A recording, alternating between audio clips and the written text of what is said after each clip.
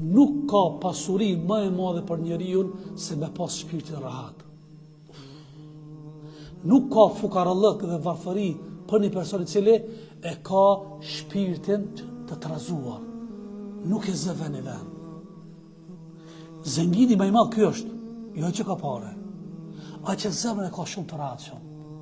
Kënaqet. Bila hadithi kështu thot, "Laysa al-ghina ghina'ul mal, wa innama al-ghina'u ghina'un nafs." Nuk ka i pasur zëngina i cili posedon madh dhe pasuri, pa ai cili ka zëngin zemra dhe shpirtin. Ibn Taymija kur është fut në burg ka thënë një fjalë, kanë fut në burg i robruar. Ka thënë el-mahbus men habasa nafsahu lillah. I robruar është ai i cili shpirtin e ka robruar edhe është ka priun për Allahut. Se unë pjash dokna i robruar, mi po mbrëndësin të ma po, unë e kënaqem dhe fluturoj.